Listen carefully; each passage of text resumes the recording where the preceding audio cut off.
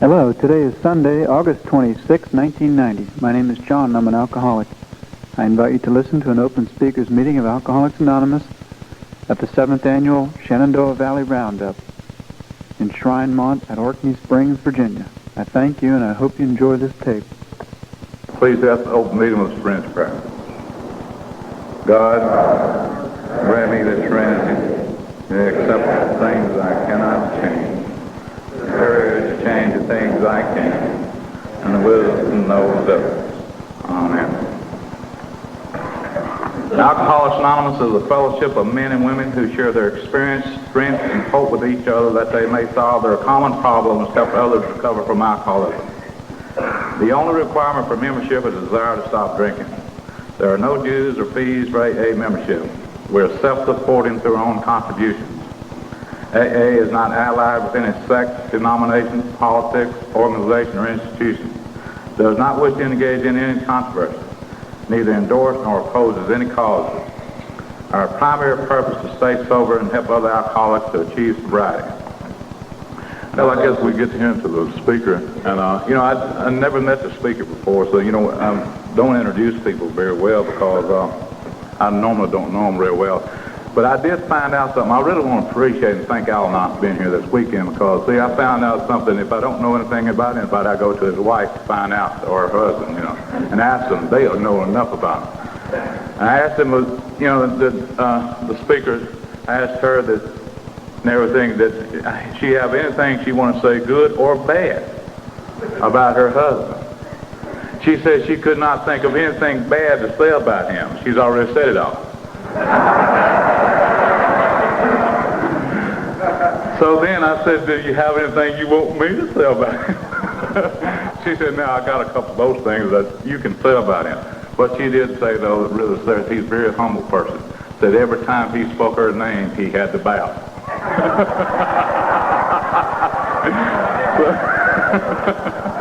So for another, I'm not going to say any more, and Dennis, I do love him. And I want to tell y'all this before I forget it. I love all of you.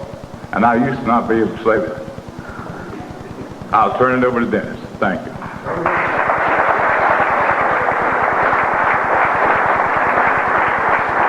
Hello everyone, I'm Dennis Nance and I'm an alcoholic. Let me tell you about Jim. Jim don't love anybody except the ones that buy tickets. Now, for anybody that's coming back next year and already know it, I'll tell you what I want to do. I've got 6 tickets here I'll sell you for half price. Guaranteed to win. I won't be here. I want to thank the committee for inviting me. This has truly been an enlightening weekend. What I like about it is casual. It's just laid back. I started to go back to my room and change clothes this morning. This is my pair of my Sunday school pants, and sometimes they bite when I sit down. But I think I can make it for about the next hour. Another thing I like about this retreat is it's a family retreat. I believe in family recovery. I didn't always believe in family recovery, but I believe in helping whoever will accept it. And I also believe that if one accepts it, the change in them will inspire the rest of the family to change. And that's okay. That's the process within itself. Well, one of my favorite songs is sung by the Harmonizing Four, and that's an old black gospel group. And one of the hymns that they sing is an old hymn, and some of the words of that hymn is, "Amazing grace shall always be my song of praise, for it was grace that bought my liberty. And my liberty today has taken on a new meaning. It means freedom, but not just freedom from alcohol, freedom from self, freedom from Dennis 24 hours at a time. song goes on to say, how marvelous the grace that caught my falling soul when God looked beyond my faults and saw my needs.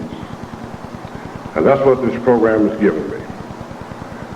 A God that looks beyond my faults and furnishes me with my needs 24 hours at a time. Karen talked about that last night. You know, the God that I met here was no stranger to me. I had been taught about him earlier in my life. But it seems that you made him more attractive when I saw him in the smiles on your faces and the twinkles in your eyes. And I felt him in the handshakes and pats on the back and the hugs. And I heard him in the words of encouragement. So began the miracle that I know is recovery today. But I realize now that that miracle began a long time before I realized it. It's just that I realized it then. Now, I got some opinions, so I might as well lay them on you. So if you want to get an early start home, you know, you can grab the elevator, you know. My first opinion is just this. I don't believe that alcoholism comes in bottles. I think it comes in people. That's just my opinion. And one of the reasons why I believe that is because I haven't had a drinking problem since February 1st of 1981. I have not had an alcohol problem since February 1st of 1981. And the primary reason for that is because I haven't drank any alcohol since February 1st of 1981. Now, I've never had a rattlesnake problem. And the primary reason for that is the Big D don't mess with rattlesnakes. The first thing that's apparent to me is alcohol does not bother me until I bother it. It's not like I'm going out my back door in the morning and it jumps on me and starts choking me. Or I'm pumping gas at 7-Eleven and it rushes out and takes the gas pump. Usually I go get it. So now where is the problem? It's in there. And I remember when I got to Alcoholics Anonymous, my first sponsor used to tell me, he said, boy, we've diagnosed your problem. He said, you seem to be suffering from malnutrition between the ears. And I was kind of slow back then. And I said, you know, I think this guy called me a dumbass, but I ain't sure. You know,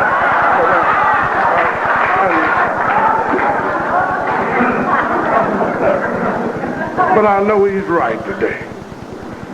My disease is in me. It's in me. Well, the other reason I believe that alcoholism comes in people is because I've had these feelings, attitudes, and behavior that we talk about, that I heard you talk about when I first got here. I've had them all my life. I have always felt strange and left out, inferior. On the other hand, I'll get up tomorrow morning and feel superior. I was born on a 13-acre cotton farm down in Shelby, North Carolina. And I was ashamed of picking cotton. Well, I know now that anybody that was born in Shelby in 1953 picked cotton. That's all it was to do. Yeah. Now, I was kind of set up for this. Now, on Dad's side of the family, he was the baby. He was 6'3", and his heaviest, he weighed about 260. He was all man. More man than I could stand. I left home when I was 18. Dad didn't give me but about 3 whippings during my entire childhood. And I left home when I was 18, so that averages 6 years per whipping. That's better gas mileage than Toyota gets, you know. So they last a long time. And I'm not talking about spankings or paddlings. I'm talking about some of that stuff you see on wrestling on Saturday afternoon. That's what I got. I was getting suplexes and side headlocks before they even was invented, you know. Nothing new. Yeah. So now, Dad came from a long line of big 6'4", 6'5" drunks. And Dad used to ask me, boy, you ever gonna be in the count? I never answered that question because I definitely didn't intend to be. On the other side, Mom had no brothers. My grandmother only had one brother. And he died when I was real young. So when I came along on Mom's side of the family, it was like I was the cute little gingerbread boy. And they treated me special. And I was 30 years old, drunk, and still thought I was special. And I had 2 sisters. It was seven of us. I had 1 brother and 5 sisters. And I had 3 of these sisters before my brother came along. And these girls taught me how to do everything, you know. They did everything for me. I was goody-goody. I was special. You know, I didn't even know I could use the bathroom standing up until I was about 7 years old. They even did that for me. Scared of everything. I don't know why I was scared. I was just scared. Well, I was just a bundle of nerves back then. You know, something else happened back then. I started wearing glasses when I was 5 years old. And back then it was uncool for black American soul men to wear glasses. And they were old welfare glasses, the kind with the hinges on them, don't never tighten up, they sit on your eyes sideways, you know. And you still can't see. And I got picked on a lot. They called me 4 Eyes and Dennis the Menace, and they thumped my head and throw rocks at me sometimes. Frankly, I just got beat up a lot. And if I had known I was going to be 6'4" and weigh 230 pounds, man, I'd have whooped some of them guys, you know. But back then, I couldn't do much about it. And then Dad had those squeeze clippers that you cut your hair with. And he'd have it thick on one side, thin on the other side. And you see these black guys these days that have a haircut that sits sideways? I had those back in 1960.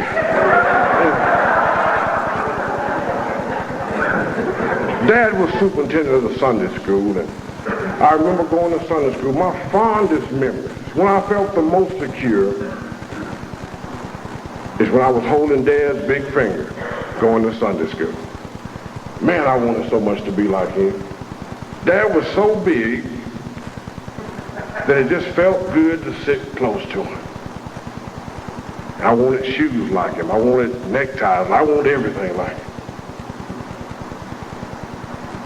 I'd go to church with Dad. And the old ladies would be sitting there in Sunday school. They'd say, Eldred, is that your son? Dad say, yeah, that's him. They'd say, oh, he's special. And I'm sitting there with these one-sided glasses and this crooked haircut. And them people, I said, special? You know what they call retarded people today? Special. You know, I said, these people think I'm crazy. Well, life got worse from there. I had to go to school. I am so self-centered and self-conscious. Well, it was worse back then. Before I come to Alcoholics Anonymous, I was so self-conscious that I'd walk in a room like this and maybe have one little hole in my underwear. And right as I entered the door, my brain would tell me, Dennis, remember you have a hole in your underwear. And if I had to get up and speak, you know, my sick mind would tell me then, look, Big D, everybody in here knows you got holes in your underwear. You know? And by the time I'd be a nervous wreck, you know. Going to the first grade, I knew some things. First of all, I knew that I didn't like following instructions. I don't like being told what to do. And I knew if I went to school, I was going to be told what to do. I don't like being told what to do. And if you tell me what to do, I'm not going to do it just to show you that I don't have to do it. and they got me in a lot of trouble. I do not have courage. So I always knew that I could talk faster than some of these dumb guys in the community listen. So I would convince them to do the stuff that I was afraid to do, and they'd get caught and I'd be standing there looking innocent. But the old wringer-type wash machines used to impress me. The way those clothes would go in there full of water and come out the other side flat. And I remember Mom and Dad said, boy, stay away from that washing machine. But I liked it. And I don't like being told what to do, and I'd hang around and stick my hands in that water. And they'd get soft and wrinkle up. And I'd look up there at that wringer, you know. And Mom would go in the house. I'd stick my hand up in there. And it would dry it up and pull me on up in there, you know. Dad would pull me out and start beating on me. Mom would say, leave him alone. 15 minutes, I'm back in the ringer. You know. I just never was able to follow instructions. And then I wondered why I had problems after I got to Alcoholics Anonymous. They said, if you want what we have and you're willing to go there and let us get it, then you're ready to take certain steps. Well, I wanted what you had, but I didn't want to do what you had to do to get it. You see, I'm lazy. I'm physically lazy. I'm mentally lazy. I'm spiritually lazy. I just don't like doing anything until that's the only thing I can do. And see, I wanted the easy teachers in school, but I wanted to be smart. And when I started playing basketball, I wanted muscles, but I didn't want to lift weights all summer. Well, I get to Alcoholics Anonymous, and I want sobriety. But I'm not willing to do the spiritual groundwork. So I cheated myself for a lot of years. Well, going to the first grade, my neurosis hit me again. Well, we live right across the street from the school. I was so self-conscious that, you know, I didn't want to carry my lunch to school because I was afraid that people might see my peanut butter and crackers and my ham sandwiches and ham biscuits. Everybody else had them, but I didn't want them to see mine, you know. And then I couldn't eat in the cafeteria because when I walked in the cafeteria, it seemed like to me everybody else stopped and just started looking at me. And, I can't let these people see me. And then I had the option of going home for lunch. I didn't want to do that because I thought maybe they'd say, you know, Dennis is too poor, he has to go home for lunch. I almost starved to death in the first grade. There wasn't nowhere else to eat. Now, I didn't get promoted through school. I got beat through school. They get tired of beating on me and just put me in the next grade. You take them and beat on them a while. Maybe you can do something for me. Yeah. I was getting whoopers in school, whoopers at home. I just couldn't get it together. So I finally got smart enough. See, I'm sitting between two sisters. Linda got skipped from the first to the second grade. Lola got skipped from the first to the second grade. I'm sitting in the middle of them, doing absolutely nothing, waiting to get skipped. You know, nothing happened. So I got to the fourth grade, and Miss Edwards used to call me sorry and lazy. I finally got a copy of my high school transcript, my whole school transcript. And it says basically the same thing all the way through. Just Dennis is a nice kid. He gets along well with others. And then have some more comments. But the last two comments were always, he can do the work, but he won't do the work. I just didn't do it. I even felt more worried as I progressed through school. Well, I started getting tall. And I told you I wanted muscles. They used to weigh you every year in school back then. Weigh you and take your height. I guess they figured I was going to steal something eventually, and they need to know what I look like, you know.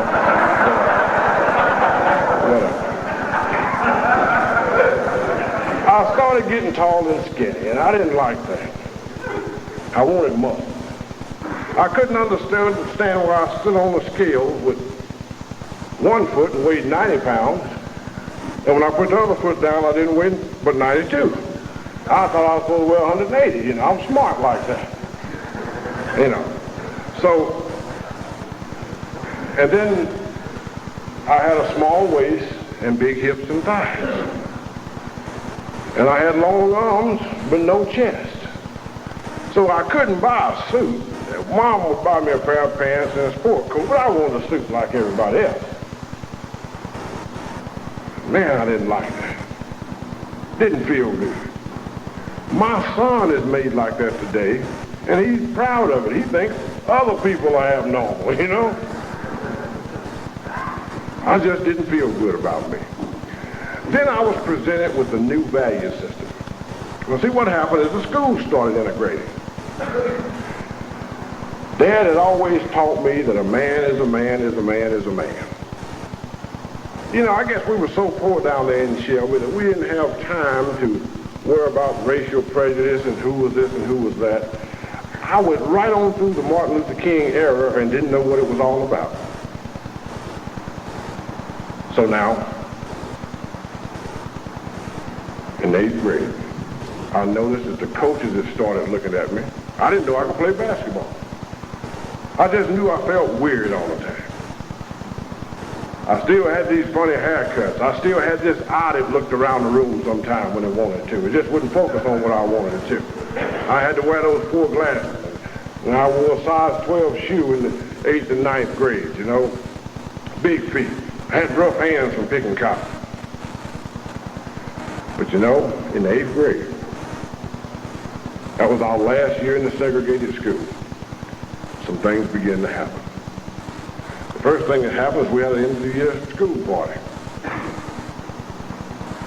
And I noticed that these guys had girlfriends, and they were grooving on them. I wouldn't dare to ask them women to dance. As a matter of fact, I couldn't dance. And they were listening to strange music. Martha Reeves and the Vandellas, Marvin Gaye, The Temptations, Gladys Knight and the Pips. Man, I didn't know nothing about that stuff. I'd been laying in the bathtub on Saturday night listening to Waylon Jennings. Conway Twitty and the Twitty Birds. Buck and the Buckaroo. See, nobody told me a soul brother supposed to listen to soul music.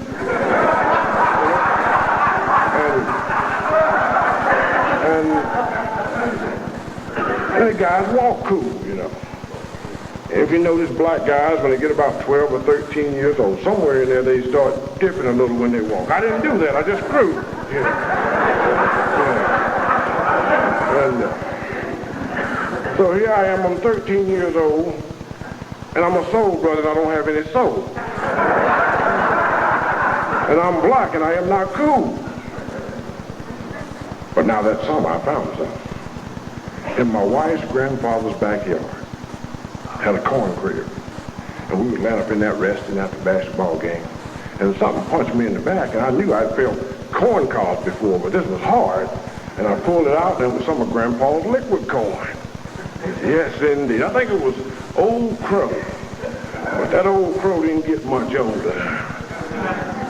Me and Kale voted on that thing.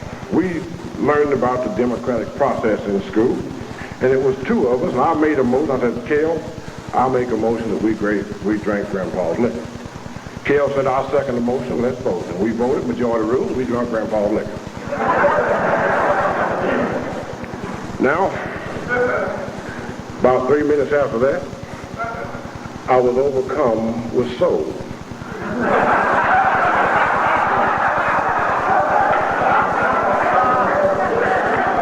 And I became cool. And I've been a soul man ever since. And me and Kale walked around the backyard, went down the hill, we sat up under the plum bushes, and we talked about what we'd do to those Brentley girls if they came over that hill right then. And they didn't come, we didn't get to do it. So we went back up the hill and we sat there and we, you know, back then there were no curb markets and stuff in there. We had a problem. We had to replace Grandpa's liquor. And so we thought about it a while, and we did the best that we knew to do. we gave Grandpa his liquor back. We urinated in the bottle and hid it right back where we found it. I never got caught for that. My next encounter with alcohol, I was going to make some myself. I liked that feeling. I got me some berries out of the backyard. By that time, Mom and Dad had bought their own house. I didn't know what kind of berries they were, but the birds wouldn't eat them. I figured they'd save them for me, so I got them, and I boiled them a piece. Nobody has to tell me how to make wine. I just know it. Matter of fact, nobody has to tell me anything. I'm just smart like that. And I guess my IQ is about average, but you know, I get to thinking about liquor and it shoots up to about 250. And if I get me a drink, I become a super genius, you know. And I bought these berries, and I got pretty big then. I told his sister, 5 of them then. I said, look here now. I'll tell you what, I can't catch all of it, but if you tell it on me, the ones I do catch, I'm going to choke until the other one comes, then I get all of them. And I poured this stuff up in 2 mason jars. And I knew it was supposed to sit in the dark somewhere so alcohol could jump in it when nobody was looking. So I dug me a hole in the backyard and buried that stuff and covered it up. I went back and sat on the back porch for about 5 minutes. I said, well, it's ready now. And I went out and got one of them. And I drank it. And I walked around waiting for the filling to come. It didn't come. So I went in the bathroom and I got some rubbing alcohol to help it out, you know. And a little later I drank the other. It just made my belly fat. It didn't produce a high. It did produce one of the worst cases of gas I ever had in my life, you know. But here I am at 14 and I'm already looking for this feeling again. Looking for this feeling again. I don't remember very much of my high school years because I spent a whole bunch of them drunk. I do remember that I drove a school bus. I drank my way out of basketball in 2 years. It was okay for the coach to coach everybody else, but don't coach me. And then I found out that I could get the same good feeling from drinking Boone's Farm as I did from running up and down the court. So I said, well, I get tired. I started the high school in the college preparatory track. I dropped down to vocational, and I graduated in general. I can understand the lack of motivation from athletes. Once addiction is in full swing, once my addiction came into full swing, I didn't want to do nothing. I drove a school bus for 1 year and started the second year. And somebody snitched on me for driving the school bus to school drunk. Because at that time, I had white liquor hid behind the heater. And if it was cold, I drank cold liquor. If it was hot, I drank hot liquor. But I drank liquor. Eventually, my license was taken for speed and careless and reckless driving. And that was embarrassing at the time, but I realize now that's one of the first blessings that I received. Because I don't know that I could live at peace with myself with the death of another human being, or definitely a death of a busload of school kids on my conscience. So God saved me that. I graduated from high school with honors. I was at the bottom of the class. You know. But I learned some things before I graduated. My schoolmates, we're 17 years old when we graduated from high school. One of my schoolmates, Sylvia Spears, confronted me one day. She was a big girl, tall girl. Teddy was telling me that I told her that I like short women, and the reason why I like little women is because big women beat up on you, you know? And Sylvia Spears was a big woman. She said, Dennis, I think you're alcoholic. I said, I appreciate that, but I think you ought to do my history homework. She did, and I graduated. That's all I wanted. See, I had the answer for everything. The second one that confronted me was Linda Lowe. Linda Lowe was a slim, long-haired, black lady, model type material. And she said, She actually wrote in my annual. She said, Dennis, stay off the booze and everything will be okay. 17 years old, graduated from high school. And then there was Janice Morgan. Janice Morgan was honest, blunt, and so direct that she still has not found a husband today, you know. She just told the truth all the time, and drunks don't like the truth. Janice Morgan said, and she wrote in my annual, she said, Dennis, someday reality will hit you in the face and you won't know what to do. Man, that's what this program is about. If you really think about it, alcohol is only mentioned in the first step. It's about dealing with reality, dealing with life, working on Dennis. I hear about all these anonymous programs today, and I tell you what, I'm resigned to the fact. Another opinion I have, I'm more leaving this time. Another opinion I have is, well, it's not an opinion. I just believe what the 12 and 12 says on page 15. It says A's 12 steps are a group of principles spiritual in their nature, which is practiced as a way of life. Not as a way to stop drinking, but as a way of life. It says it'll do two things. It can expel the obsession to drink and allow the sufferer to become happily and usefully whole. Now, those are the two things that I need the most. When I first got here, and those are the two things that I need today. To be relieved of the obsession to drink and to become happily and usefully whole. Spiritual growth and character building is the name of the game. I look at Narcotics Anonymous. All they did was put in addiction and take out alcohol.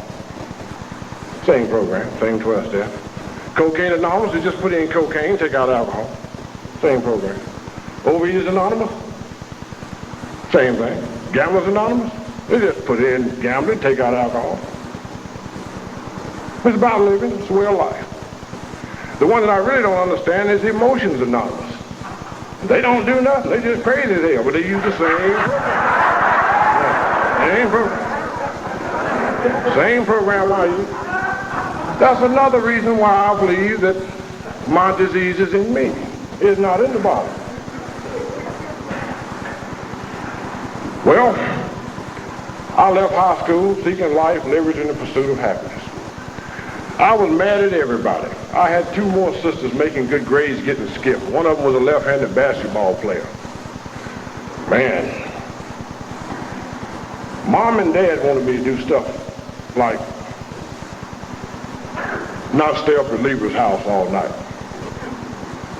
Quit crawling in the bedroom window drunk at 4 o'clock in the morning. Attend church for some spiritual enrichment.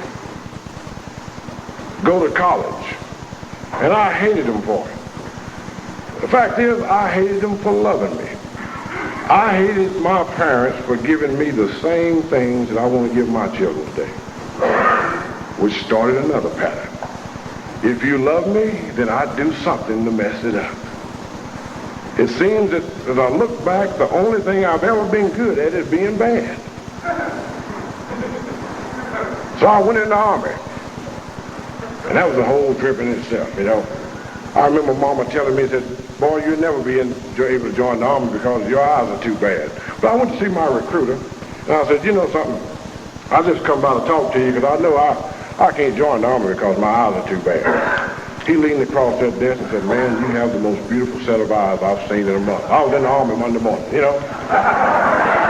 And I went home to tell Dad about it, and Dad didn't get excited much. Dad had a good fit spiritual life. Dad was sitting there on the front porch with a pair of overalls on. I said, Dad, I joined the Army. He said, that's good, you ain't doing nothing else. But I think you ought to be the one to tell your mama. Well, Mama is kind of neurotic. If there is a genetic predisposition to alcoholism, I got it from Mama's side of the family. Well, I knew Mom. See, Mom was the one I wanted to get back anyway. She's the one who wanted me to do all this nice stuff, go to college, get married, go to church. I didn't want to do none of that. So I said, Mama, I've joined the Army. She said, Dennis, no, you didn't. Right at the end of the Vietnam War, too. I took my paper out of my pocket and said, yes, I did. And she read it, and she started crying and hollering and rolling all over that bed. Oh, man, I enjoyed it. I said, I finally got them back. I went back to my bedroom. I said, I finally got them back. 4 weeks later, I was down at Fort Jackson crying and hollering and rolling all over my bed. You know.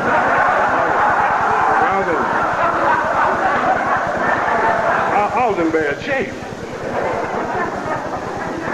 And then Lieber wrote me and told me she was pregnant. I was in worse shape.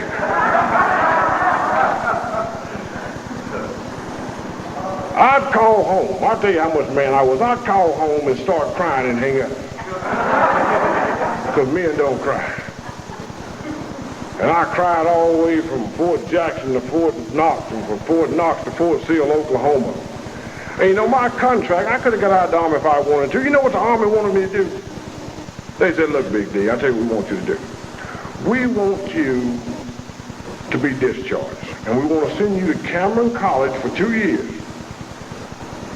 Bring you back to active duty as an officer. And you'll have 2 years to complete. You can be a commissioned officer rather than an enlisted man. But see, I'm too smart for that. I said, no, they're trying to fake me out.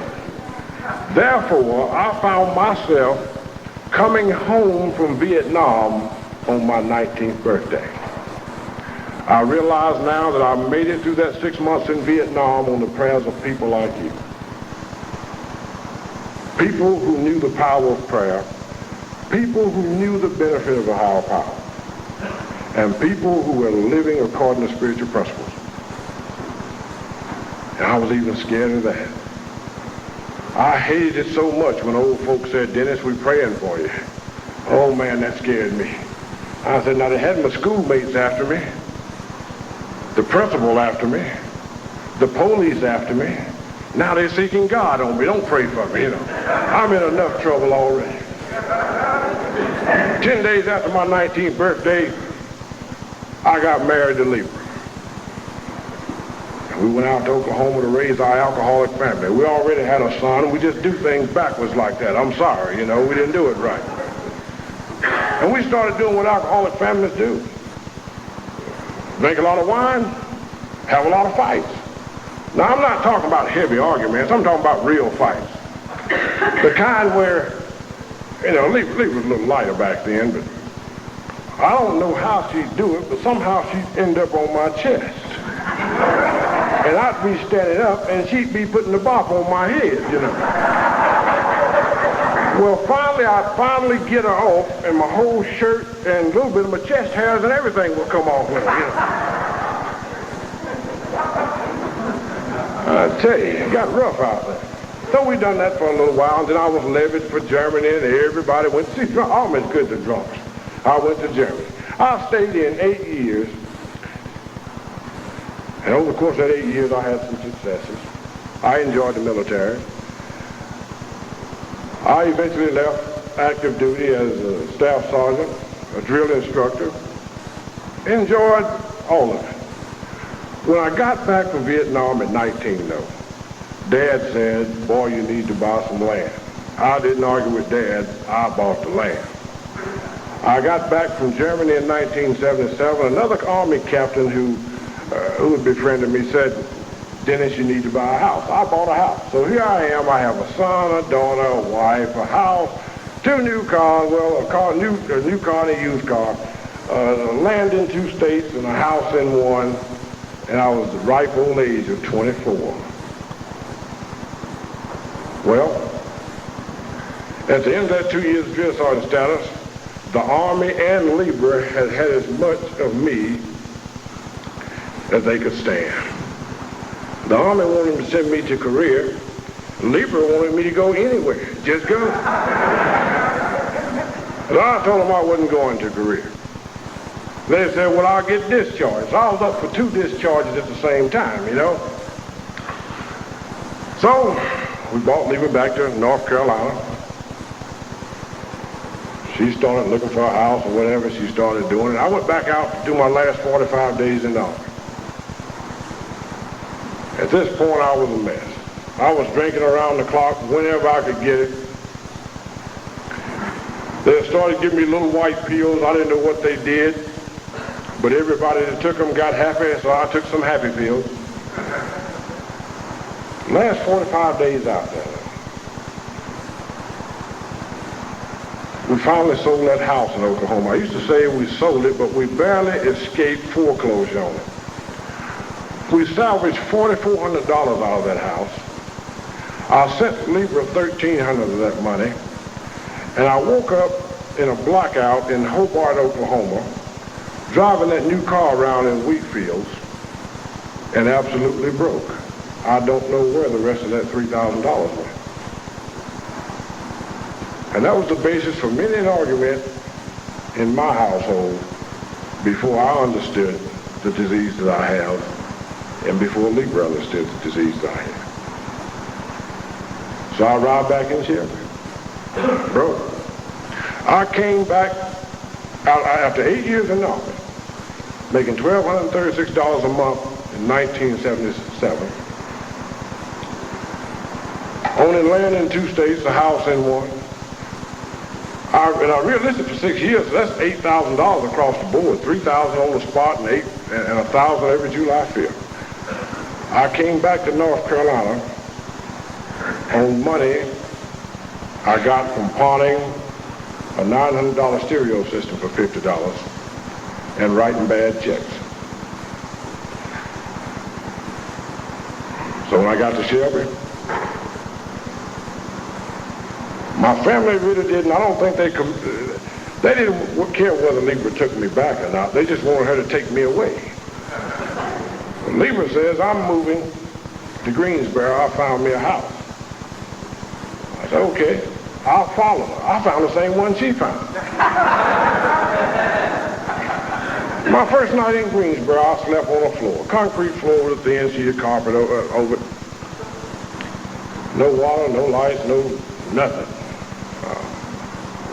The bad thing about it is I had a wife and 2 children sleeping beside me.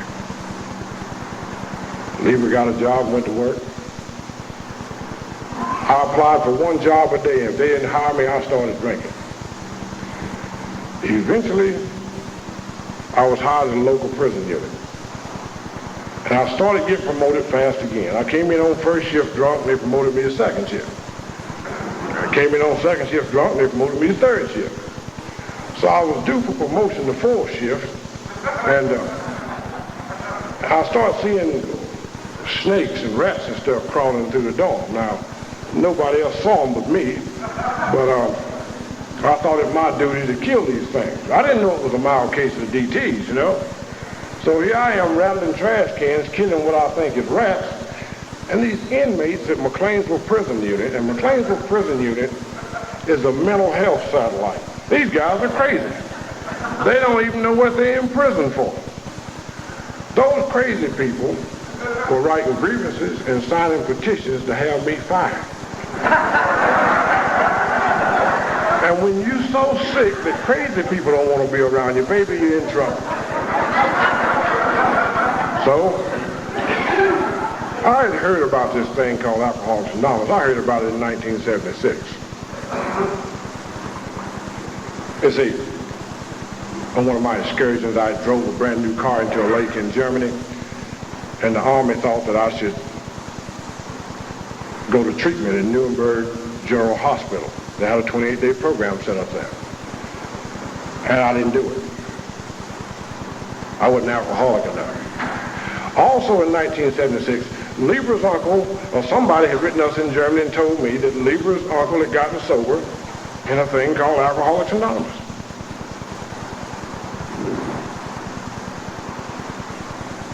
So I began to have thoughts of that.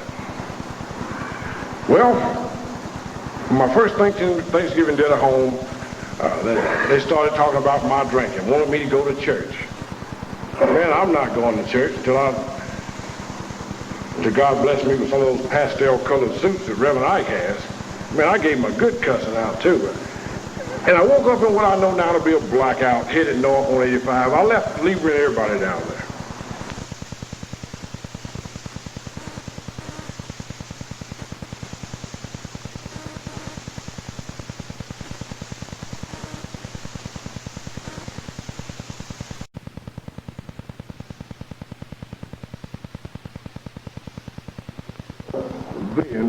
thing about Alcoholics Anonymous was. Didn't like that. I knew I was in trouble. I knew I was in trouble in 1976, but I couldn't tell you that. I couldn't tell you that. I just couldn't accept the truth about Dennis. So I said, if I get back to Greensboro, I'm going to see what the deal is on this thing called Alcoholics Anonymous. I received a second blessing. Because see, after I got back, I said, I'm okay now. I've quit drinking. I'd done it a whole lot of times. Just couldn't stay quit. So Dan called, Libra's uncle. He asked me if he could stop by. And when he got there, he was driving a little Toyota. And it had some material in the back on black alcoholism. I didn't know it had colors. But and then he had a big faded out book on it. Had white spots on it, like it had been used. And I tried to steal his book. Wouldn't even ask him for it. He had his car locked. So finally I went back in and I asked Dan about this thing called Alcoholics Anonymous. And Dan started talking for what seemed like 2 hours. It couldn't have been over 20 minutes. But man, I wanted the cure right then. I wanted to be over it by the time Libra got home. And he said, Dennis, if I dial a number, will you talk? Well, I'll tell you what. You catch any drunk that's got a headache from a hangover, he'll agree to anything. He dialed the number and I'll talk. This guy on the other phone said he was alcoholic.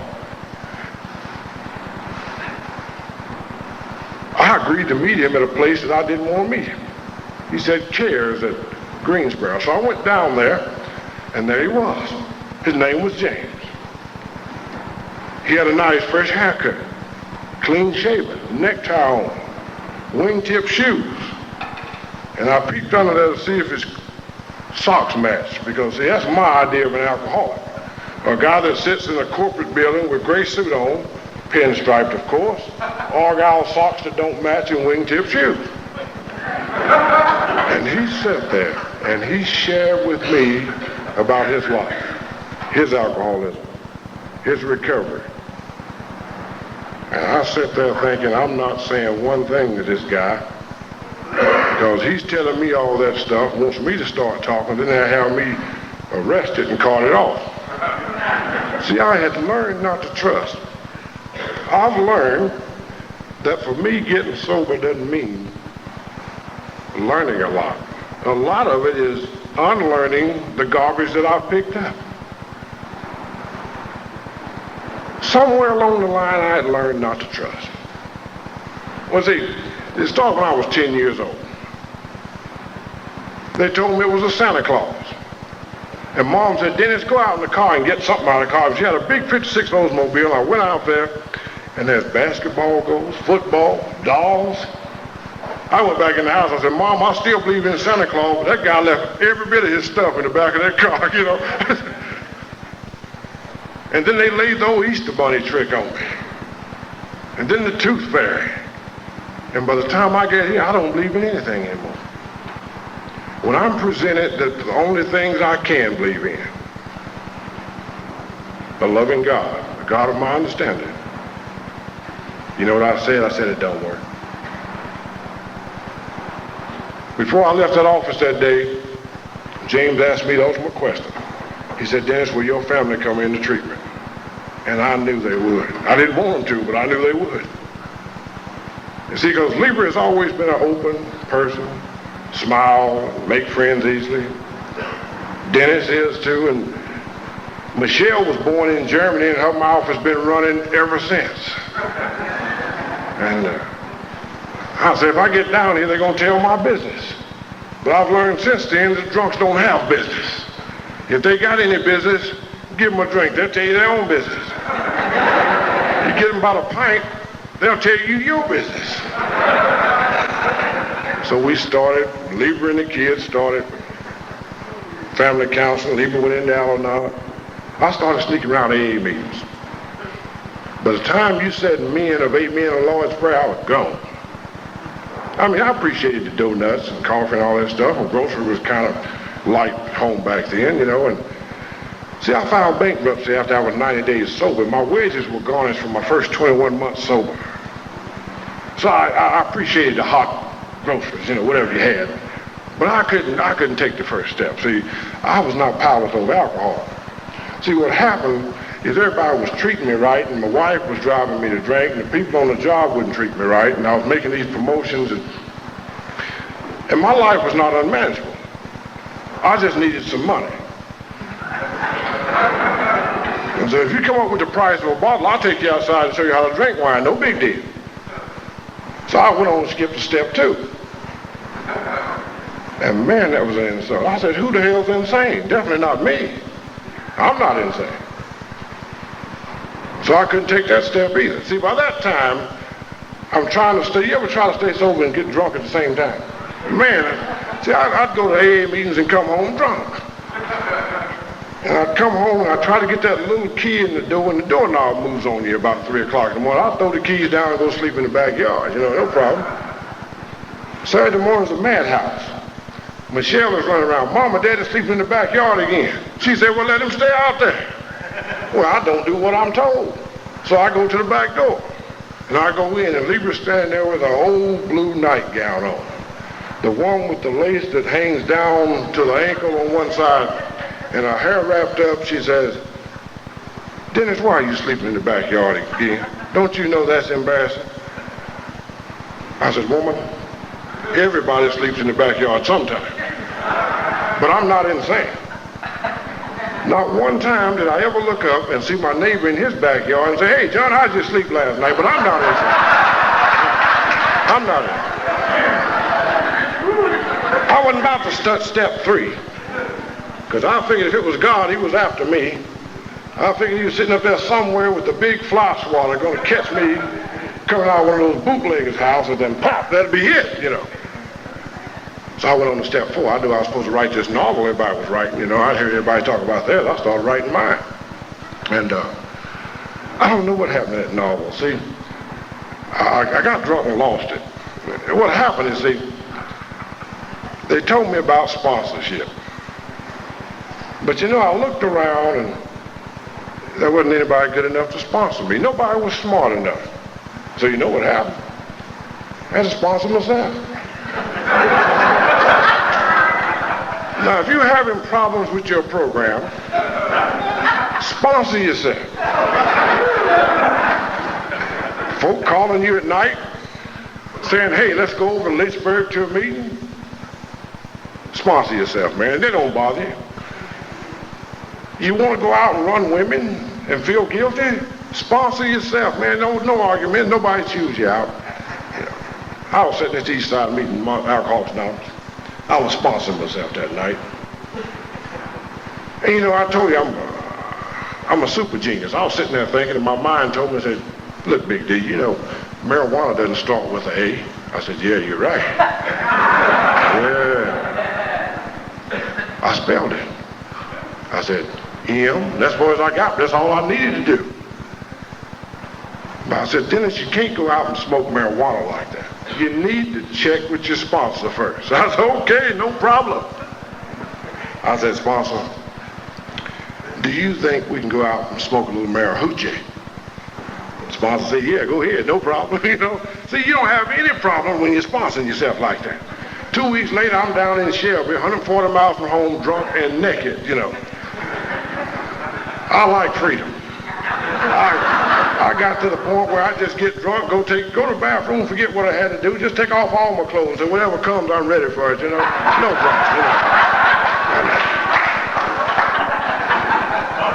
But I came back to Alcoholics Anonymous. The only thing I ever done right was came back.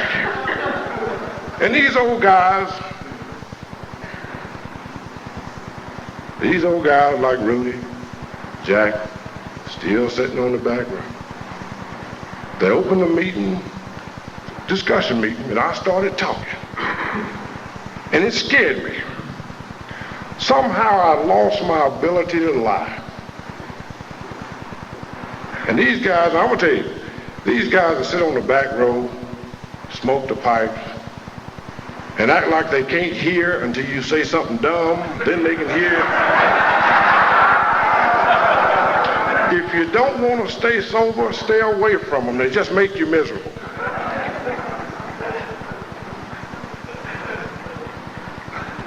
But after I got through talking, James asked me, he said, Dennis, did you pray the morning that you drank? And I told the truth for the first time in a long time. I said, no. Felt so good. He said, well, how do you expect to stay sober 15 minutes if you don't pray? I said, it's obvious to me that you can't keep yourself sober. I learned a whole bunch of stuff in that meeting. And they didn't say it all using 5-syllable words. They used a whole lot of 4-letter words. But when I left that meeting that night, I knew some things. The first thing I knew is I knew that Dennis Nance could not keep Dennis Nance sober. The second thing I learned that night is that Dennis Nance couldn't replace his alcohol with any other mood-altering drug. And the third thing I learned is that Dennis Nance was going to have to begin to effect some type of relationship with God as he understood him or God as he misunderstood him. And I began to suspect that God used people to bless other people. I went home that night and I started sneak praying. I'd go in the bathroom when Lieber and the kids had went to bed. And I'd flush the commode, run some water in the bathtub, run some water in the sink, and I'd jump on my knees and say, God, help me stay sober, cut all that water off and go to bed. You see, it's uncool for a black American soul man to get caught praying. You see, I wanted to stay sober, but I wanted everybody to think I was doing it. I know now that anybody that has quality sobriety make regular use of prayer and meditation. It's no big deal. They'll tell you about it. It's kind of like sex. Anybody I know that tried it liked it. Don't make any difference how poor they done at it. If they continue to try it, it works.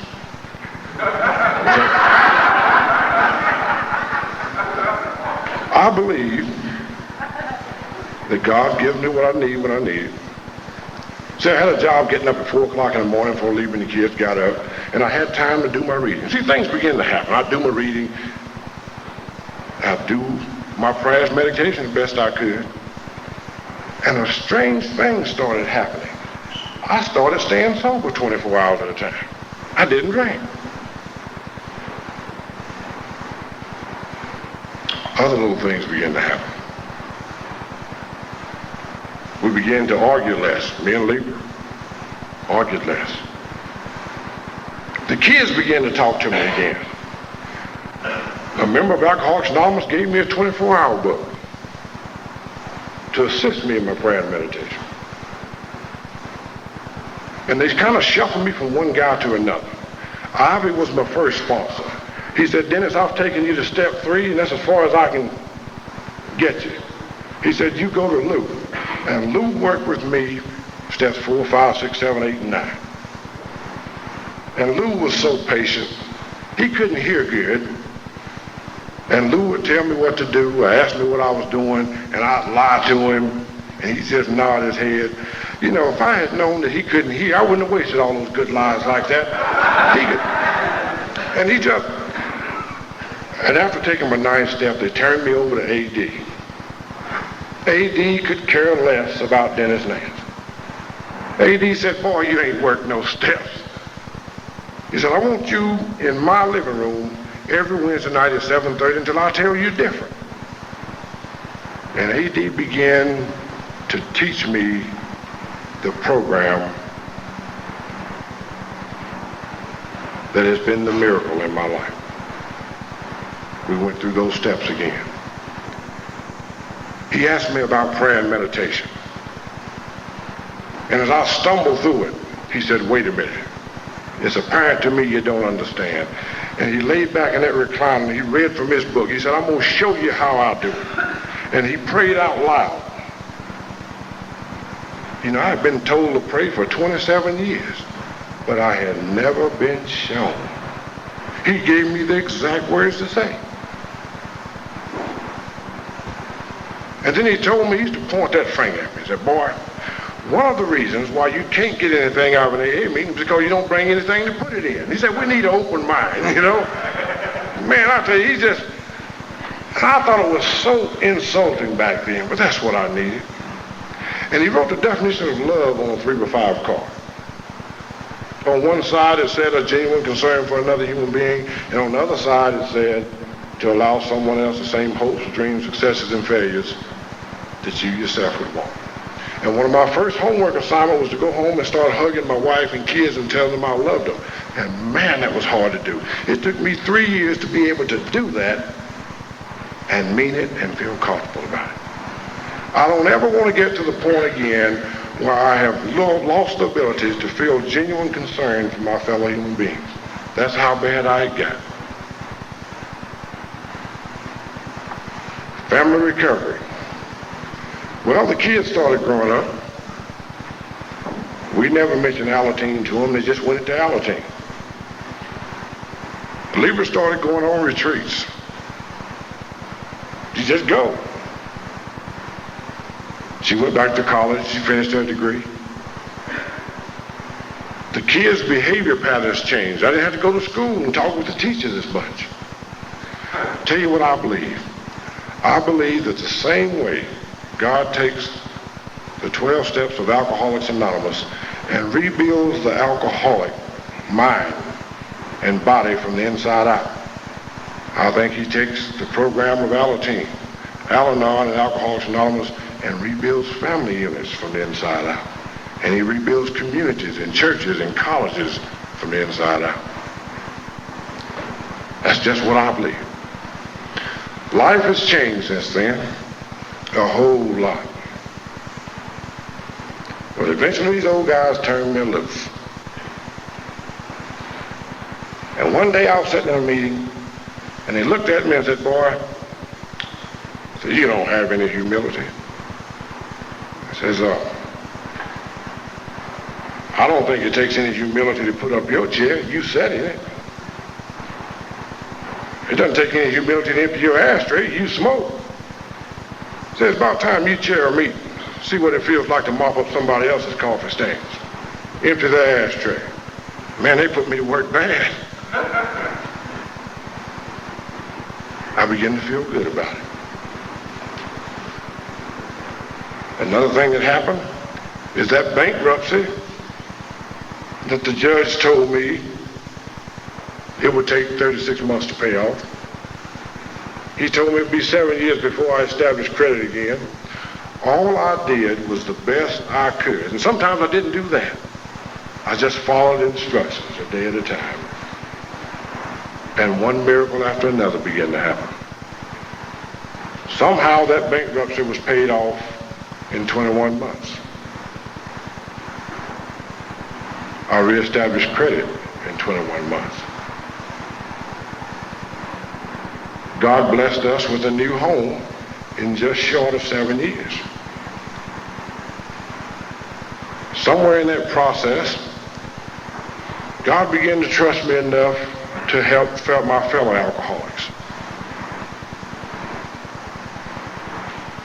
The kids started going off to their own Alateen retreats.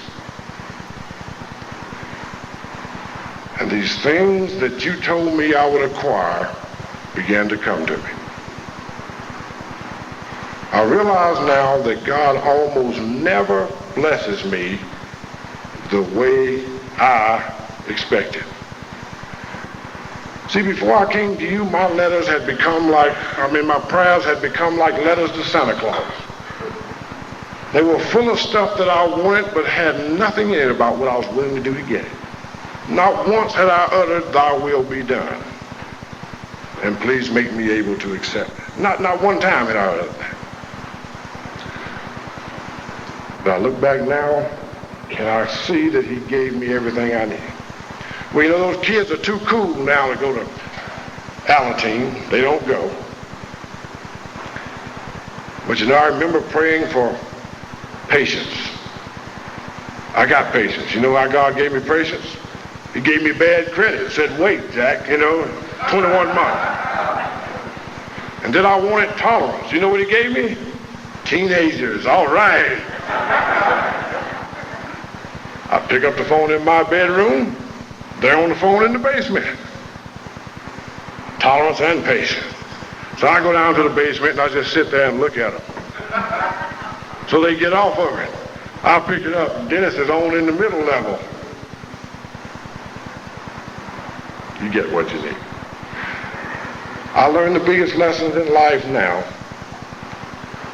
And you know, I don't learn it all in AA, most of it. AA prepares me, these 12 steps prepare me to receive the rest of it.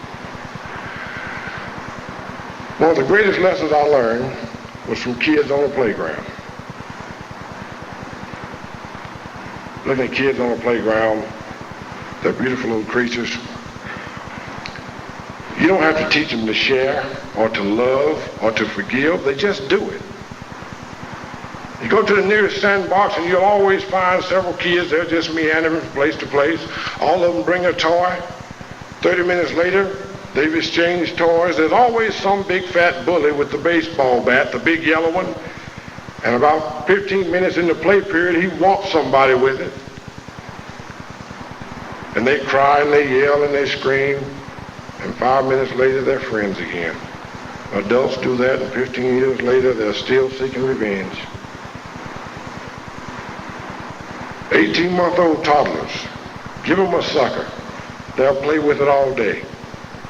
Get carpet hair in it, stick it in the ashtray, get it nasty with cigarette ashes. And then he decides he wants to ride the dog, so he gets a little dog hair on it.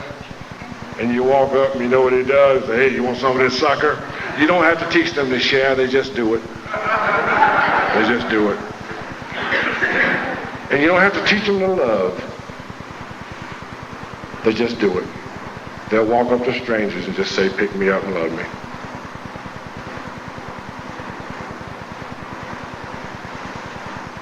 I don't practice this program to perfection. Some days I don't even do the best I can.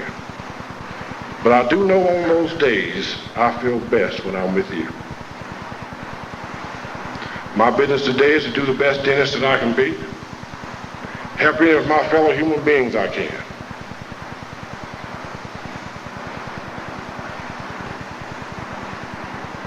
God has given me so much through this program.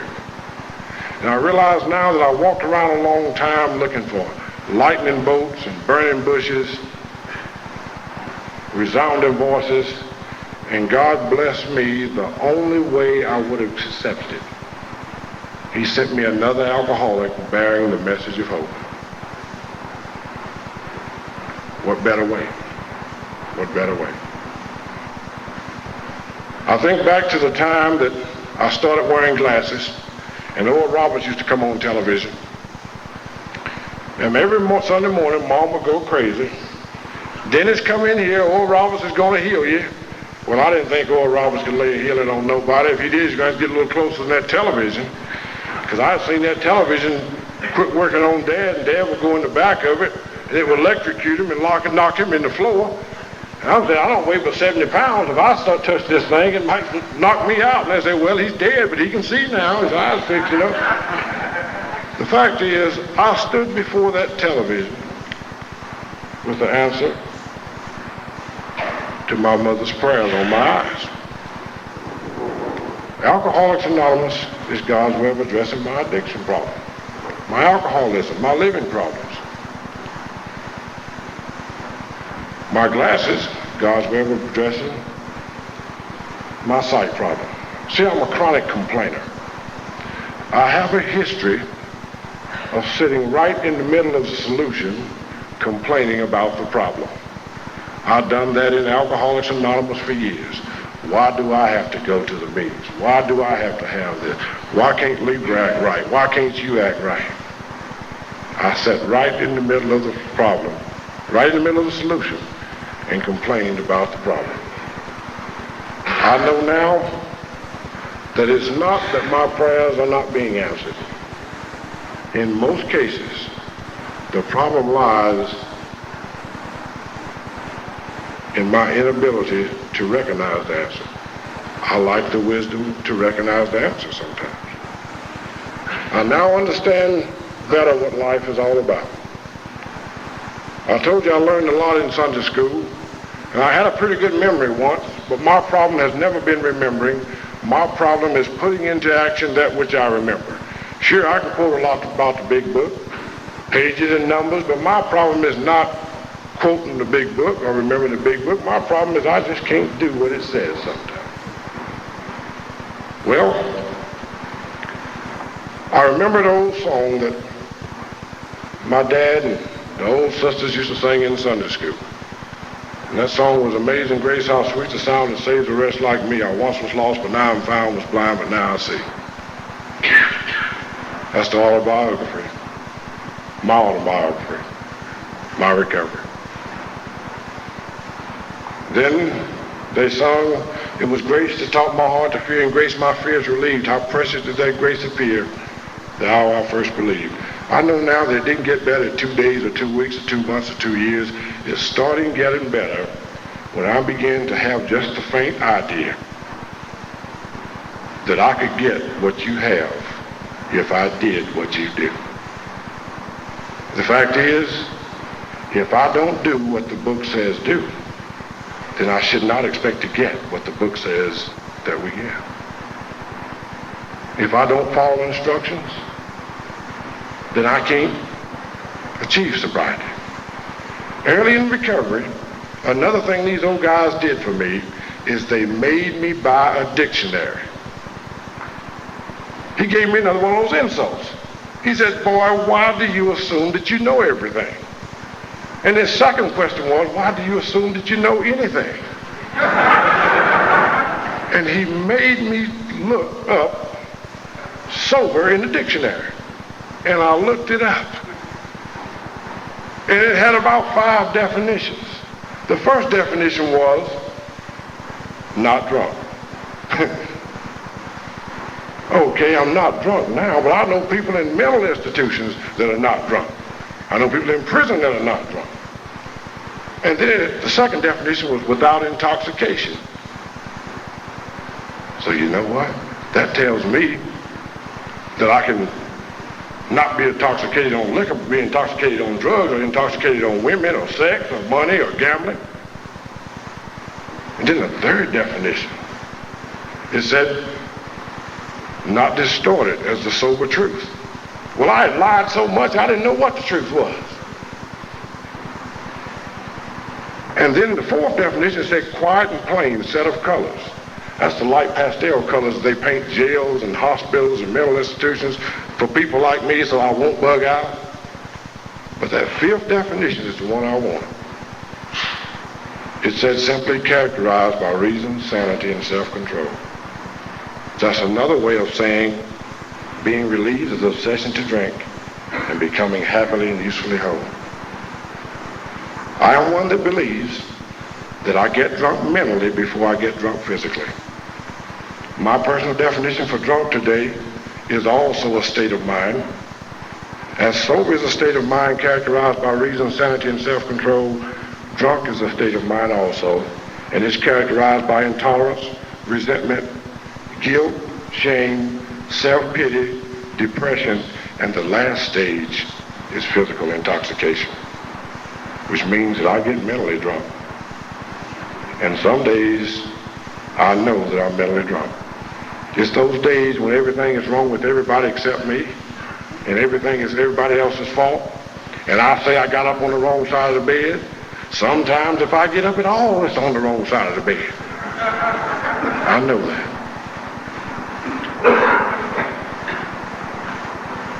And then they sang, through many dangers, toils, and snares I have already come, was grace that brought me safe thus far, and grace will lead me on. This program does not eliminate all of my problems, but it gives me a proven way to work through those problems. I have but to use the God of my understanding, the process, and other people. And the last stanza it said, we've been there 10,000 years, bright shining as the sun, with no less cause to praise his name than when we first begun. Those nurturing years, those days, I remember my first 30 days, Dan came to visit me. And I said, make yourself at home, and he did. When drunks make themselves at home, they do it. They look up under the bed, in the drawers, They used the last roll of toilet tissue, won't put no more on. And Dan knew there was not enough money or food in that house to suffice the family for 3 or 4 days. And Dan laid $30 on the coffee table.